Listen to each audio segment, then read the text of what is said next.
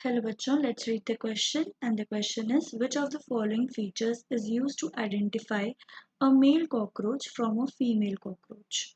Options है हमारे पास A forewings with darker tegmina, B presence of caudal styles, C presence of a boat-shaped sternum on the ninth abdominal segment, D presence of anal cerci.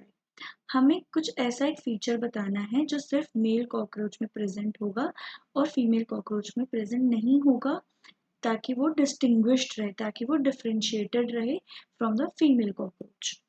सो अगर हम बात करें, बहुत सारे ऐसे फीचर्स होते हैं that distinguish male cockroach with the female cockroach. तो बहुत सारे ऐसे फीचर्स हैं जो किससे डिस्टिंग्विश्ड होते हैं, जो क्या डिस्टिंग्विश करते हैं मेल कॉकरोच को from the female cockroach.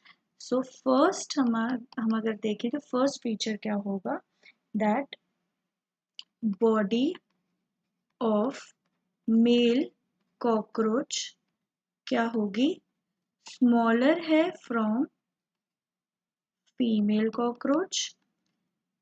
Second अगर हम देखें तो एब्डोमेन क्या होगा, एब्डोमेन ऑफ मेल कॉकरोच कैसा होगा, थिन होगा एंड सिलेंडर होगा.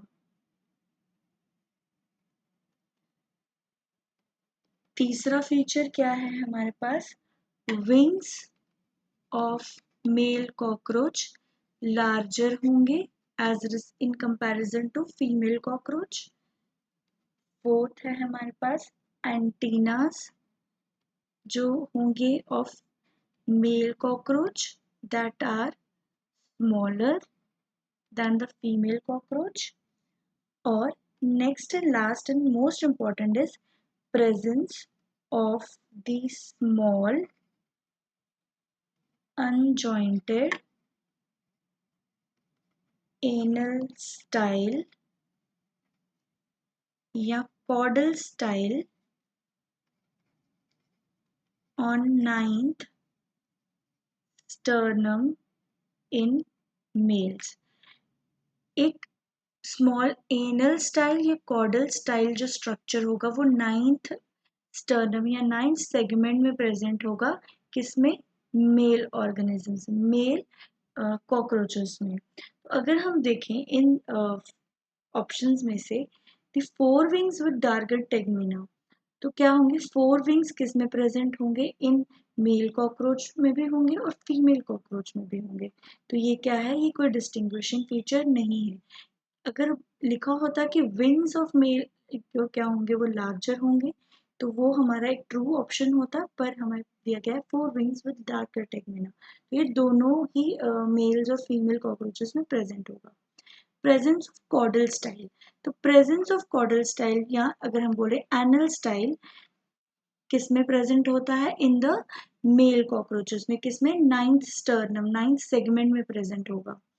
C, that is boat presence of boat shaped sternum on the ninth abdominal segment. तो boat shaped sternum तो present होगा, but वो ninth में नहीं present होगा, वो seventh abdominal segment में present होगा. तो ये भी false statement है. D, that is presence of anal cerci. तो anal cerci क्या होगा, anal cerci दोनों ही male and females में present होगा. तो ये भी एक wrong statement है. तो correct statement या correct option is B, that is presence of caudal styles. All the best.